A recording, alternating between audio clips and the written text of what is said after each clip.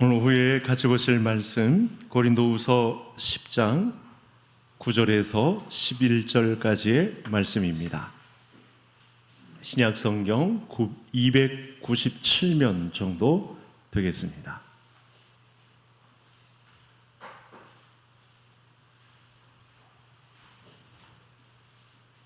고린도후서 10장 9절에서 11절 한 절씩 교독하고 11절 합독하시겠습니다. 이는 내가 편지들로 너희를 놀라게 하려는 것 같이 생각하지 않게 함이라.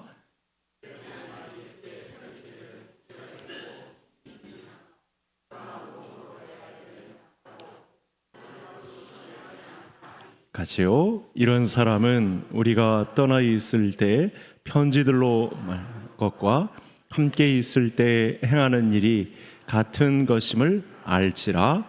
아멘. 네, 올해도 하나님이 주시는 은혜가 풍성하고 또 주의 말씀을 따라서 건강한 또 성경적 교회를 세우는데 우리 모든 성도님들의 아낌없는 헌신이 더해지기를 주의 이름으로 축복합니다. 오늘 말씀을 보면 참 독특한 표현이 등장을 합니다.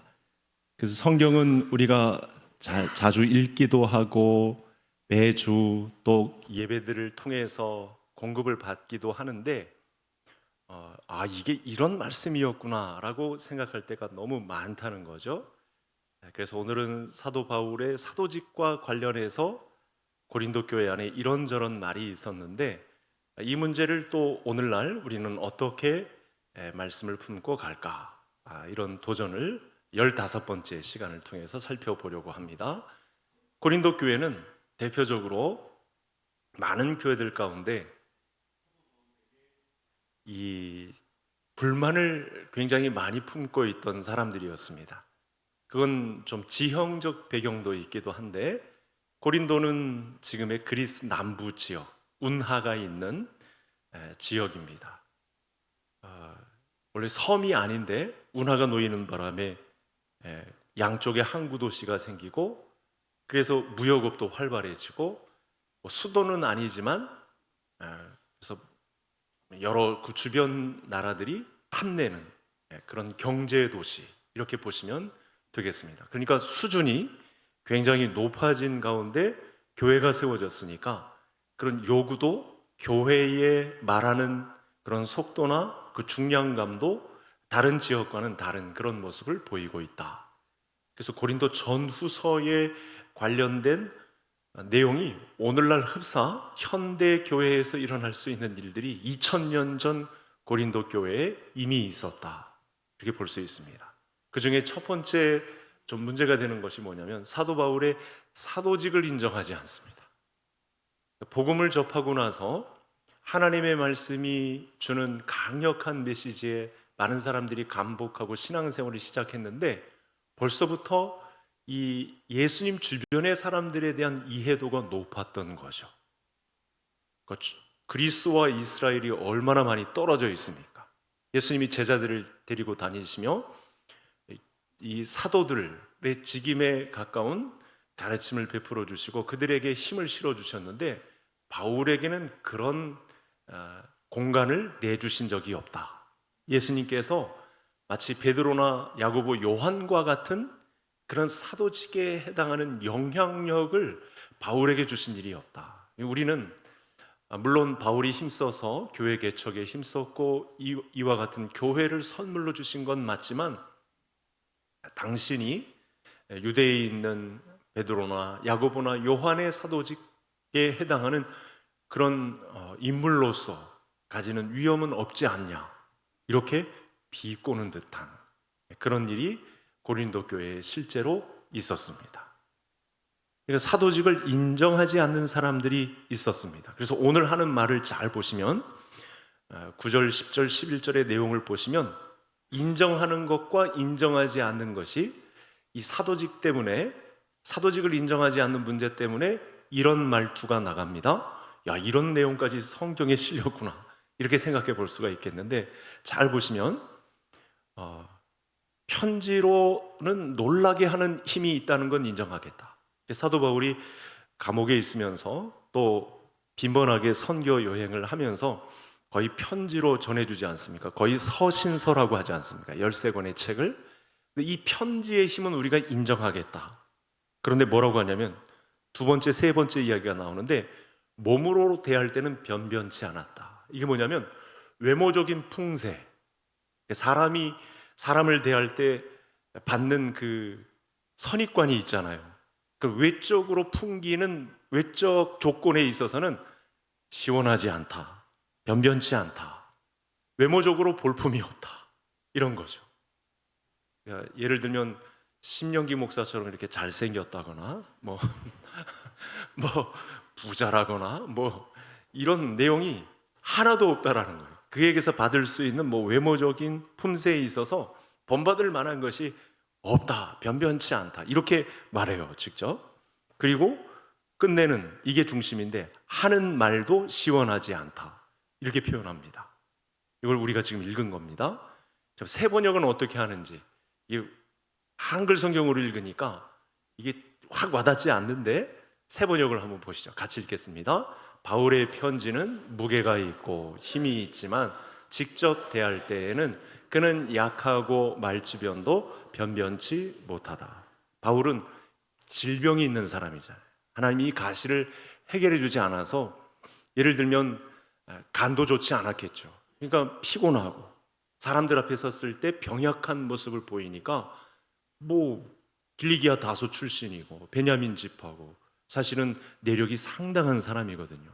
근데 이게 사람들에게 선입관으로 비춰질 때는 병약하고 볼품도 없고 외모적으로도 잘생기지도 않았고 우리 고린도 교회를 대표할 만한 교회 지도자가 아니다, 이런 이야기를 하는 것이고, 관건은 그의 말이 약하고 말주변도 변변치 못하다. 그가 수많은 말로 설교는 하는데 편지로도 설교의 메시지를, 하나님의 말씀을 전하는데 이거 변변치 못하다. 그래가지고 우리 그리스 이 웅변가들과 비교가 되겠느냐, 이런 식인 거죠. 사도 바울이 목회를 할 때 고린도 교회에 이런 어려움이 있었습니다. 교회는 거의 지도자들과 관계해서 많은 성도들이 겪고 있는 인과관계가 있습니다. 오늘날 현대 교회에 이런 문제와 관련해서 사실은 이 입담이 오고 가고 많은 문제가 들썩들썩거리는 그런 문제가 현대 교회에도 있습니다. 오늘 말씀을 잘 새겨보니까 많은 교회들 가운데 이런 지도자와 성도들 간의 그 사역을 하는 문제에 있어서 약하고 강하고 이건 이렇고 저렇고 해서 상당히 많은 문제를 일으키는 내용이 있습니다. 15번째에 이르러서 이런 문제를 우리가 다뤄보게 되겠는데, 이 말씀을 볼 때 실제로 사도 바울의 외모가 그렇게 출중하지는 않았다라는 것을 알 수 있습니다. 그리고 말솜씨가 이렇게 화려하지는 않았다.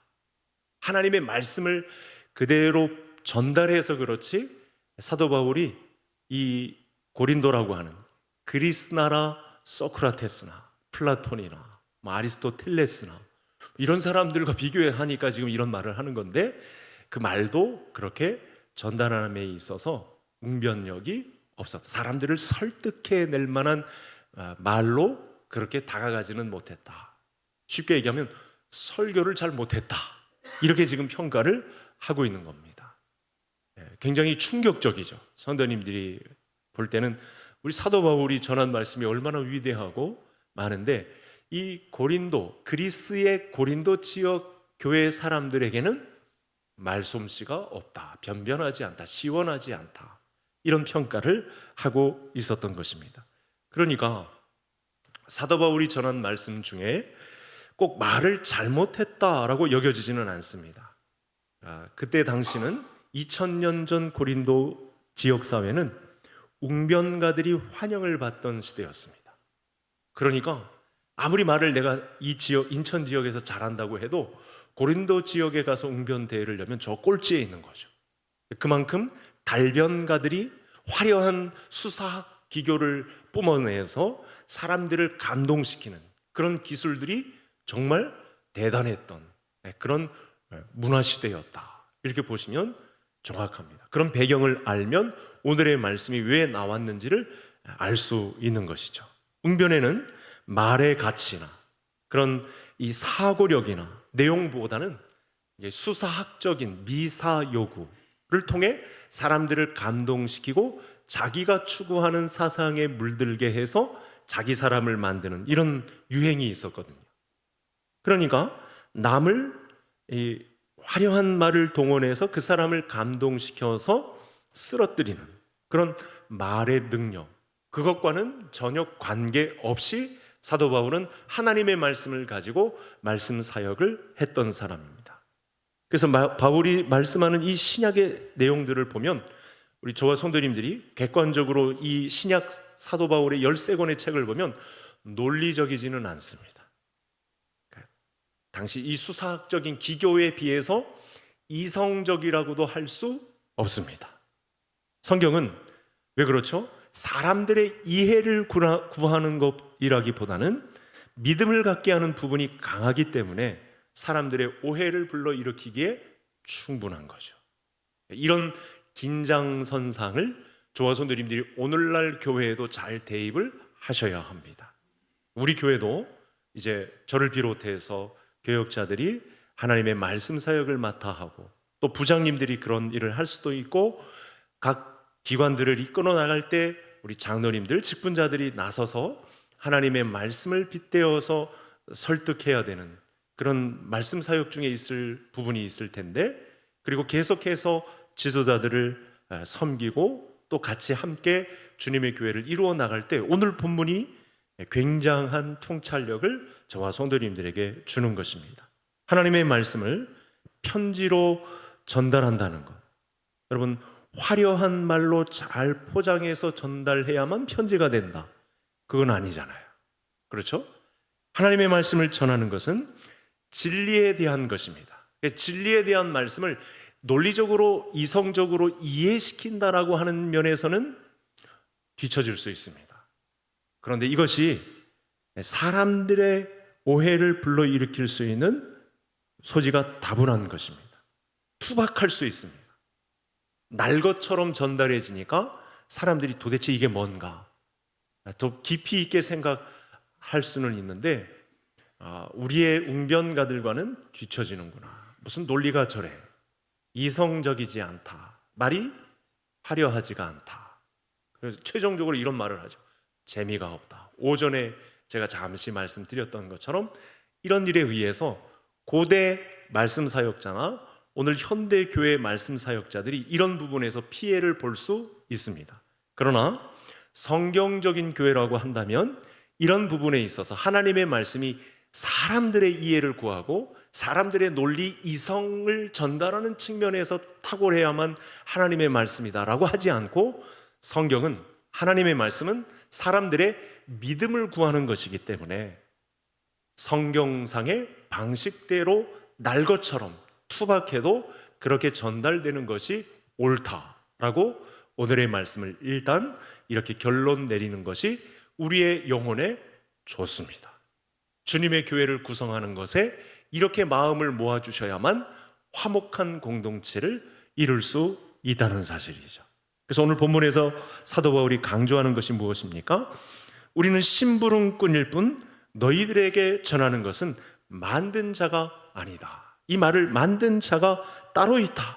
하나님의 말씀을 전하는 사람이 모자르고 부족하면 그런 부족한 사람을 들어 사용하시는 하나님의 능력과 일하심에 놀라는 것이 초점이다. 자, 여기까지 이제 좀 성도님들께서 이해를 좀 하시겠죠?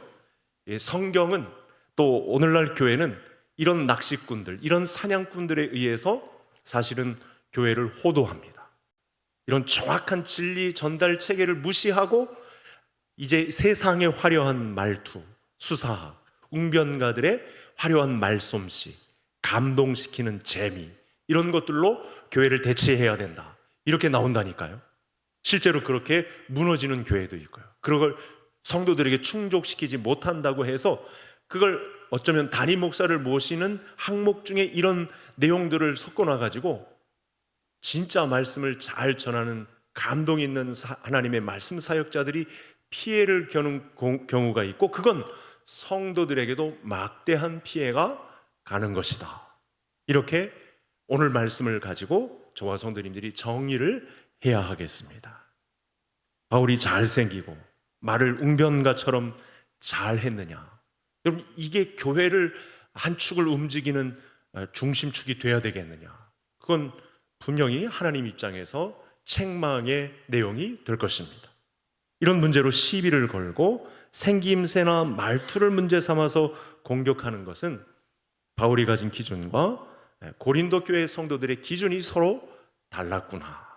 이 문제를 바울이 지금 하나님의 마음을 가지고 고린도 교회 성도들을, 그 높아진 마음을 지금 잘 챙기고 있는, 그렇게 가르치고 있는 현장이 되겠습니다. 여러분, 그러면 하나님의 일을 하는 자들의 실력은 어디서 나오는 것일까? 이런 질문을 할 수 있죠.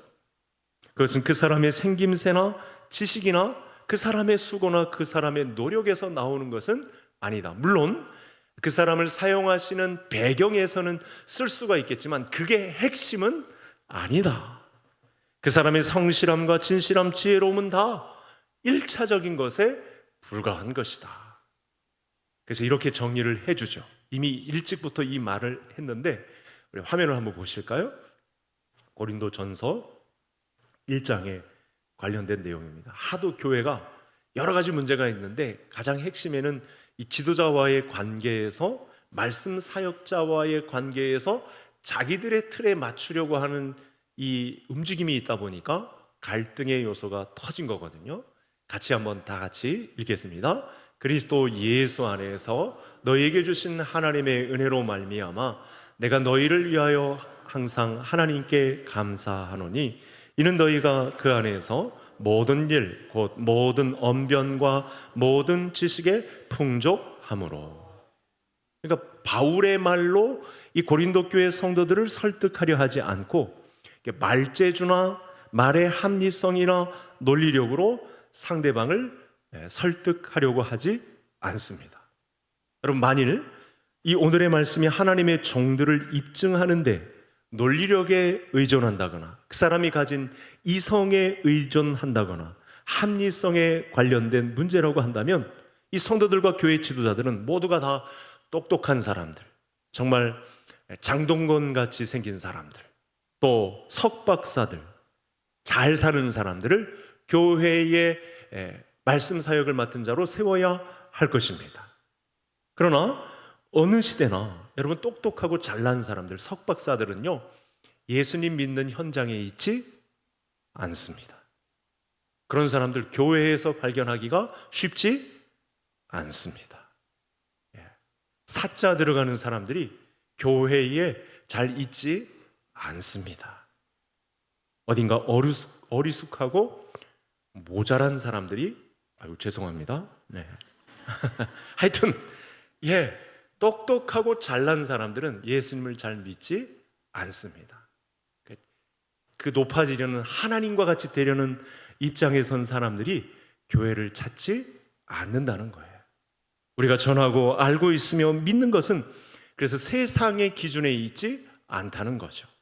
그래서 교회는 수행을 하러 오는 것이나 도를 닦으러 오는 것이 절대 아닙니다. 웅변력을 키워서 다른 사람들을 내가 말솜씨로 제압해야지, 이러려고 교회에 출석하는 것도 아닙니다.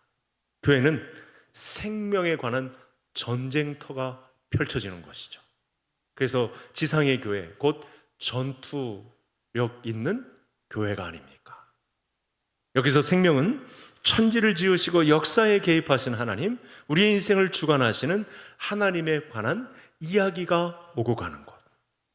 전쟁에 관련된 부분을 언급한 것은 하나님은 신자의 인생에 개입하셔서 열심으로 찾아오셔서 하나님을 만나게 하시고 그 과정에 하나님의 말씀으로 그를 설득하시는 과정 중에 항복하게 하시고 또 죄를 드러내어서 겸손하게 만드시는 그런 과정으로 오는 거지, 이 세상의 기준으로 화려함을 내세워서 웅변력을 내세워서 설득력을 가지고 그에게 다가가는 것은 아니다.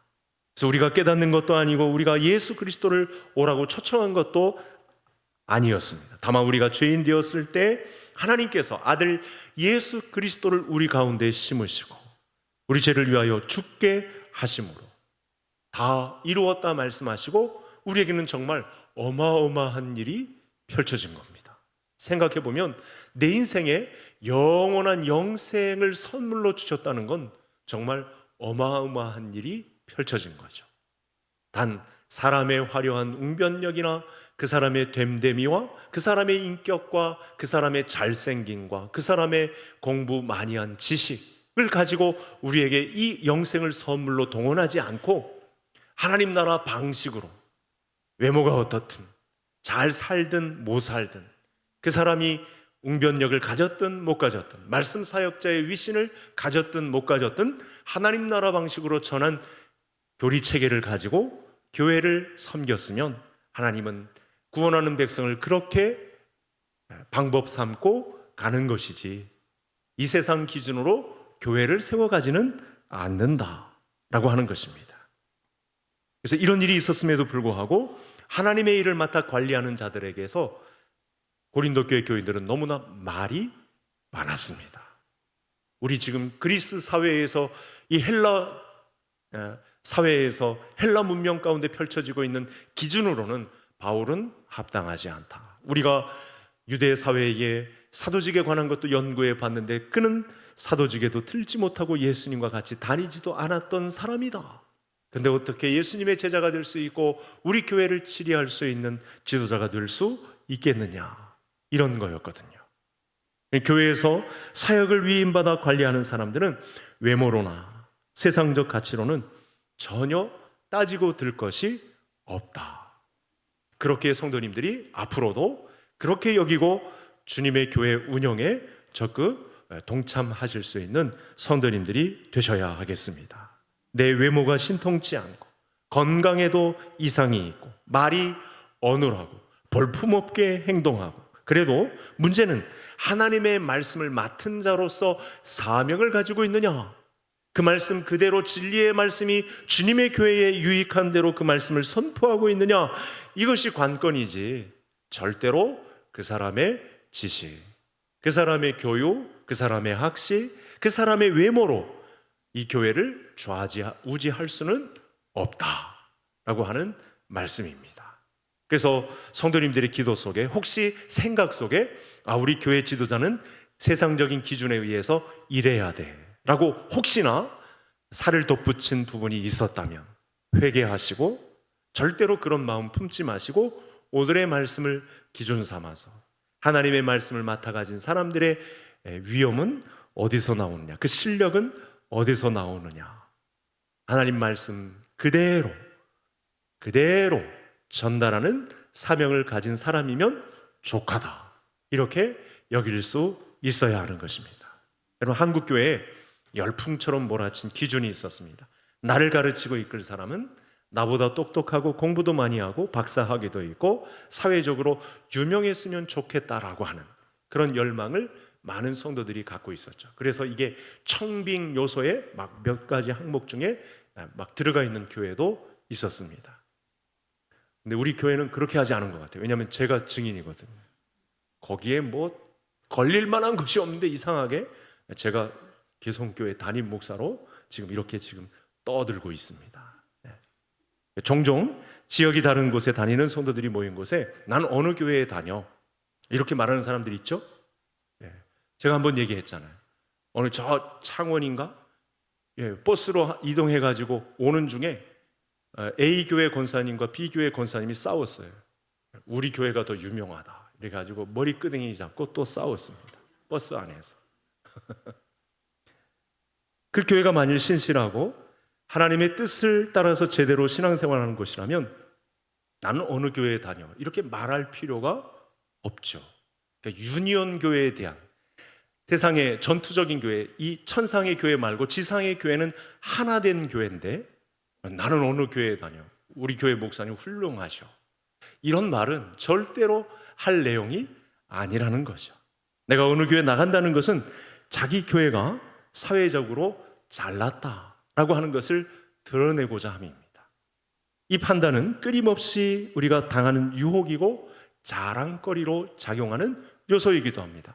내가 못 이룬 일을 교회가 이룬 것으로 착각해서 나는 이렇게 좋은 교회를 다녀라고 하는 것으로 안심을 삼는 거죠. 근데 하나님의 교회에서는 이런 성도를 절대 용납하지 않는다는 말씀을 사도 바울이 곁들여서 하고 있는 것입니다. 우리가 깨달은 것, 우리가 쫓아가서 붙잡은 것, 우리가 노력해서 얻어온 것, 이 모든 것은 다 하나님이 주신 것이죠. 주신 것이라면 감사해야죠. 다음 성경을 한번 또 읽겠습니다. 이게 1장부터 등장합니다. 이런 이야기들이. 네, 지금 고린도후서 10장에서 또 짚어주는 거죠. 같이 읽겠습니다. 그리스도께서 나를 보내심은 세례를 베풀려 하려 하심이 아니요 오직 복음을 전하게 하려 하심이로되 말의 지혜로 하지 아니함은 그리스도의 십자가가 헛되지 않게 하려 함이라.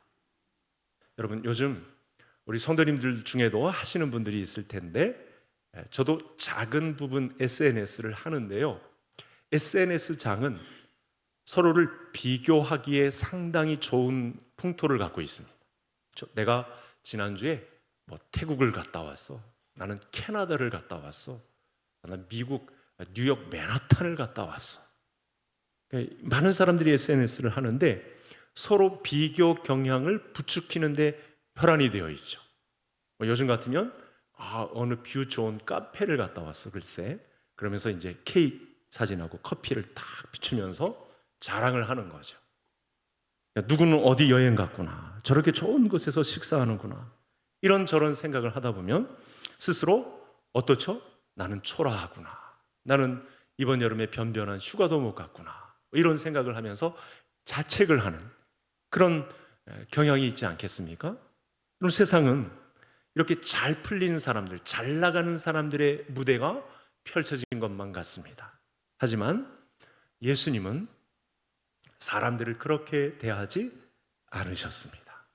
예수님은 우리 믿음의 사람들을 교회 안에서 비교 경쟁의 대상으로 우리를 올려놓으신 일이 없습니다.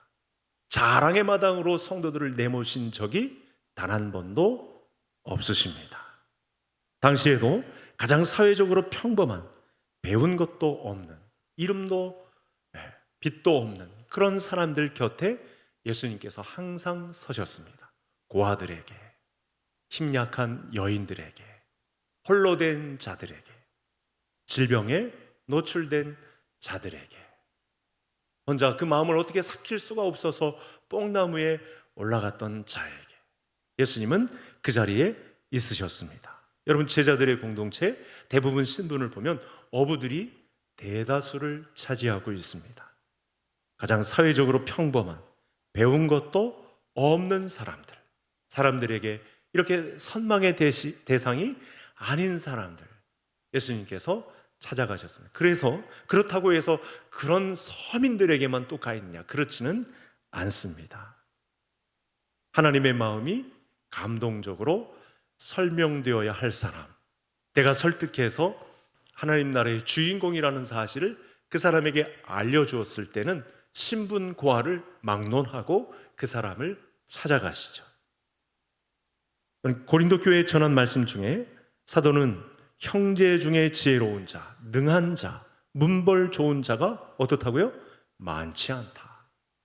사도 바울이 직접 1장에서 하신 말씀입니다. 그런데 이 세 가지는요, 요즘 현대 교회에, 특히 말씀 맡은 사역자들에게 교회의 지도자라면 요구되는 대표적인 세 가지입니다. 이상하죠? 그래서 교회에 대해서 공부해야 합니다. 그런 세상이 심어놓은 교회에 우리 개성교회가 물들지 않도록 저와 성도님들이 바싹 긴장감을 가지고 그런 세상 논리 근거가 이성이 우리 교회를 잠식하지 않도록 깨워서 정신을 차리고 기도하면서 교회를 지켜내야 합니다. 사람들은 덕을 쌓고 공부를 하고 지식을 쌓아서 영향력 있는 사람들이 되기를 원합니다. 그리고 금수저 태생을 부러워하고 좋은 학벌을 선망합니다. 그런데 하나님의 교회 택하신 일꾼들은 그와 정반대다. 물론 그런 사람들을 전혀 안 세우는 것은 아닌데 그게 순위 1순위를 차지하고 그게 제일 첫 번째 역량에 해당하는 지도자의 순위가 아니라고 말씀합니다. 하나님 나라 방식이 적용되는 교회는 아래 위가 바뀐 것이다. 섬기는 자가 1등이다. 하나님의 말씀 사역을 섬기려고 하는 자가 그 교회의 지도자가 될 수 있다. 내 일을 위임받아 맡아 관리하는 내 사람이, 내 종이 될 수 있다. 여러분, 만왕의 왕이신 예수님은 비천한 마국간에서부터 모습을 보이셨습니다. 늘 하찮게 여김을 받던 평범한 사람들, 작은 소자들과 함께 모습을 나타내셨습니다. 요즘 젊은이들 사이에 유행하는 신조 유행어가 있습니다. 이생망. 무슨 뜻인지 아시나요? 요즘 젊은 친구들은 막 줄여서 말하잖아요. 이번 생에는 망했다. 비참한 언어입니다. 이게 하나님의 말씀의 논리를 모르니까 자기들끼리 막 신조어들을 막 만들어내는데 참으로 가슴 아픈 말이죠. 누구는 저렇게 잘 나가는데, 누구는 저 나이에 저런 일들을 벌써 이루어 놓았는데, 나는 내 전문 영역도 없고 내 이름도 없고 부모에게서도 힘도 빌릴 수도 없고 내가 설 자리는 이 생에는 없나 보다. 이생망. 이렇게 이야기를 합니다. 여러분, 이런 생각들이 교회의 사람들에게까지 영향을 미친다는 것입니다. 하나님께서는 있는 모습 그대로 창조한 내 인생을 이렇게 초라하게 만드는 것은 여러분 얼마나 큰 죄가 될까? 하나님께서 그 목적을 가지고 우리를 아름답게 창조하셔서 교회의 한 사람으로 심어 놓으셨는데 이번 생에는 망했다. 이렇게 표현을 하면 하나님 입장에서 얼마나 가슴 아프실까? 우리가 생각을 해봐야 하겠습니다. 말씀을 마치면서 혹시 우리 교회의 사회 속 유행처럼 잘난 사람만을 위한 교회로 우리가 혹시 교회 운영을 하려고 하는 움직임은 혹시 없는지, 한쪽에서 어떤 모르는 곳에서, 부서에서, 우리 전도회에서, 우리 공동체에서 어느 한 사람의 운동 움직임을 통해서 그 사람의 말의 영향을 통해서 혹시 잘 나가는 사람들의 리그로 교회를 구성하려는 움직임은 없는지 우리가 잘 돌아봐야 하겠습니다. 말의 웅변가처럼 잘하고 잘생기고 일도 잘하는 사람만을 부추기고 그런 사람을 교회에 적용시키고 하는 모습을 닮아가는 세상적 교회에 기대고 있는 모습은 혹시 우리에게 발견되지는 않은지 15번째 시간에 우리 교회를 한번 되돌아 보아야 하겠습니다. 하나님의 교회는 절대 그런 쪽에 힘을 실어 주시지 않습니다. 유명이든 무명이든 영향력이 크든 작든 집안 환경이 어떠하든 그 모든 이들이 존귀한 우리 예수님의 제자로 대접받는 곳이 교회다. 이렇게 힘을 모아 주실 수 있는 성도님들이 되시기를 바랍니다. 오늘 말씀을 마치겠습니다. 주님이 원하시는 교회는 특별하지 않아도 나 때문에 다른 사람이 빛나게 되는 그런 길을 교회를 통해서 열어놓으셨습니다. 동일한 이 교회의 행복 권리가 모든 사람에게 적용되는 것이 주님의 교회죠. 하나님께서 각 사람을 그렇게 귀하게 창조하셨기 때문에 내가 생각하기에는 정말 볼품없고 형편없고 무슨 보탬이 되겠는가, 이번 생에는 망했다, 이렇게 생각하는 사람조차 불러서 제 자리에 하나님이 창조하신, 심히 아름답게 창조하신 그 목적대로 우리를 사용하실 준비가 우리 하나님에게서는 되어 있습니다. 그 인격을 가지고 우리를 기다리고 계십니다.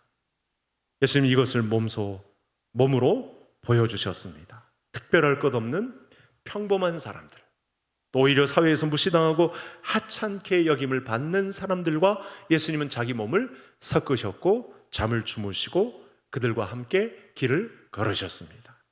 그래서 그러면서 하나님의 나라는 그들의 것이라고, 마음 가난한 자들의 나라가 내 나라라고 그렇게 가르치셨습니다. 그러니까 세상을 살아가다 보면 마음이 많이 약해집니다. 이 세상이 주장하고 있는 유행과 풍습에 내 마음을 그만 뺏길 때도 있습니다. 자꾸만 나 자신이 쪼그라들곤 합니다. 근데 그때마다 기억하시기를 바랍니다. 사람들이 만들어 놓은 신분사회, 또 외형, 또 사회적 지위, 이런 허상들을 다 깨뜨리고 우리 예수님이 찾으시는 한 사람, 그 한 사람, 마음이 가난한 자에게 마음을 두시는 이 마음과 합해서 주님이 원하시는 아름다운 성경적 개성교회를 이루어 나가는 우리 개성의 모든 가족들이 될 수 있기를 주의 이름으로 축복합니다.